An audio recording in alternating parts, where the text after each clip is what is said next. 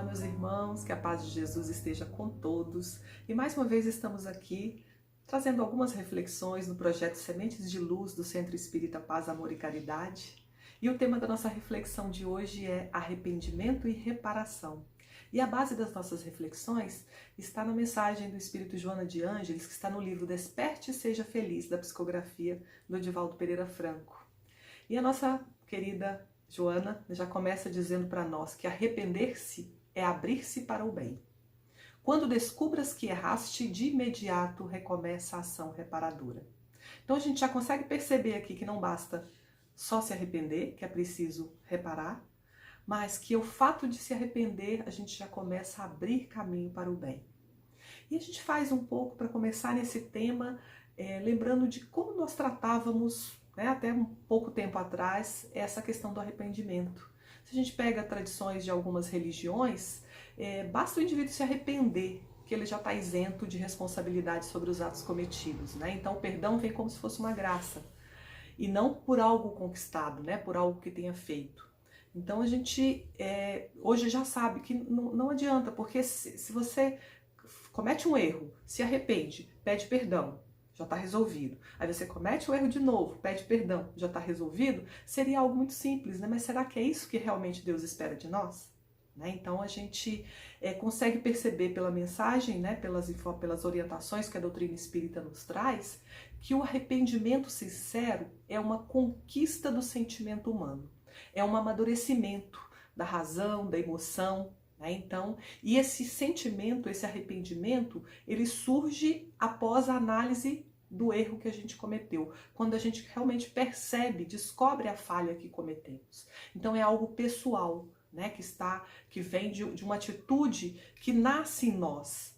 E quando acontece por isso, esse arrependimento não vai acontecer imediatamente, abruptamente. E quando acontece algo que a gente imediatamente se arrepende de algo que fez, normalmente, a Joana dá o nome disso, desse acontecimento, de remorso. Então, isso acontece quando alguém descobre o que nós fazemos. Então, quando outra pessoa descobre o que nós fazemos, vem o sentimento de remorso. Ou seja, por que eu fiz isso? Não deveria ter feito isso. Mas isso é porque alguém descobriu, porque não é realmente um sentimento sincero, que nasceu, que é um arrependimento sincero, que veio de dentro de nós, que nós percebemos isso. Então o arrependimento sincero, ele acontece quando não é quando foi descoberto o que se fez, é quando a gente faz a reflexão, é quando a gente percebe que o nosso erro prejudicou os outros, quando a gente consegue sentir a dor que causou no outro pelas nossas ações. Então isso de fato, esse realmente o arrependimento é aquele que nós estamos buscando. Porque nós todos erramos, nós estamos numa condição de errar muitas vezes, nós estamos numa condição de evolução, então a gente vai errar, mas se a gente continuar praticando os mesmos erros, fazendo aquilo que nós já sabemos que não deveria ser feito, a gente vai continuar nesse processo, de fazer, tenta reconhecer o erro, mas aí na verdade vem só o remorso porque fui descoberto, e aí tenta não fazer, continua fazendo novamente. Se a gente não sair dessa situação, desse estágio de primitivismo nosso, de fazer coisas que nós vamos nos arrepender depois, a gente não vai crescer, não vai avançar, não vai evoluir. Então, e aí a gente tem que compreender, esse arrependimento nasce de dentro de nós, mas a gente não pode ficar preso a ele. E arrependimento não é ficar se lamentando, não é arrumar desculpas para os erros que nós cometemos. Então, não é ficar apontando os erros dos outros para que nós possamos nos sentir melhor frente aos nossos erros. E aí tem uma palestra que eu ouvi há um tempo atrás do Rossandro, ele traz uma figura muito interessante para a gente pensar nessa atitude nossa de querermos apontar os erros dos outros para ver se os nossos erros ficam menores, por exemplo. Ele traz a parábola do fariseu e do publicano, que é aquela parábola que Jesus contou, que estão os dois orando no templo. O fariseu, ele levanta a cabeça e dá graças a Deus por não ser igual ao publicano, porque ele jejua, né? Ele ora todas as vezes, então ele cumpre as leis, então ele se coloca numa posição de melhor do que aquele publicano pecador. Enquanto o publicano, que é o cobrador de impostos, está ali de cabeça baixa pedindo perdão pelos erros que ele possa ter cometido, inclusive na sua profissão. Então, quando Jesus mostrando isso, ele está mostrando de fato aquele que está arrependido dos erros cometidos, ao passo que o outro está simplesmente apontando pessoas que podem estar, né, errando mais do que ele para se sentir melhor. Então, nesse arrependimento verdadeiro, não tem esse desculpismo de querer justificar os nossos atos e apontar, né, outras situações. E na mensagem da Joana de Ângeles, ela aponta alguns exemplos, né, de pessoas que cometeram erros e se arrependeram e modificaram tudo. Então ela traz o exemplo, né, do apóstolo Simão Pedro, que negou Jesus, mas que depois ele entregou toda a sua vida, toda a sua existência a partir de então para se tornar realmente um pilar, né, do cristianismo nascente. Tem o exemplo de Maria de Madalena, né, que era ligada às loucuras, às paixões, e ela também, ao conhecer o mestre, ela se arrepende, e o que ela faz depois? Vai viver junto com os leprosos para mostrar para ele, para passar para eles os ensinamentos de Jesus, e ela também é contaminada e vai morrer dessa forma. Tem o exemplo de Zaqueu, né, que era um cobrador de impostos também, que percebendo os erros cometidos, né, o contato com Jesus, ele muda toda a sua vida e passa a ter uma vida de abnegação, de bondade. Né? Então são exemplos que servem para nós, que nos inspiram. Mas a Joana conta também o exemplo de Judas Iscariotes, que ele também, após trair Jesus, né, o seu amigo, o mestre querido, ele se arrepende, mas ele não tinha estrutura moral para enfrentar e corrigir, né, reparar o seu erro. E o que ele fez? Ele se enlouqueceu e suicidou. Né? Então a gente tem que ter essa preocupação também. Quando nós reconhecemos os nossos erros, o que a gente vai fazer? Porque a gente não pode deixar cair no remorso, ficar simplesmente pensando que é a pior das criaturas porque errou, e aí isso vai nos levar realmente a uma situação de loucura, né? De não aceitação. Então a gente tem que ter esse cuidado para não cair nesse processo de ficar preso na culpa pelos erros cometidos. A gente precisa realmente aprender que, a partir do reconhecimento dos nossos erros, e isso é necessário, nós precisamos avançar para corrigir, né? Para fazer a ação reparadora e não ficar preso nisso. Né? E aí a gente tem, então, o processo de arrependimento é necessário, nós precisamos passar por ele é muito importante, e aí entra a ação reparadora. Nós precisamos reparar os erros cometidos. E aí no livro Céu e Inferno, né, o livro da codificação, Allan Kardec traz então aquele Código Penal da Vida Futura. E lá no item 16, né, no 16º item do Código Penal da Vida Futura, fala do arrependimento, né, da expiação e da reparação.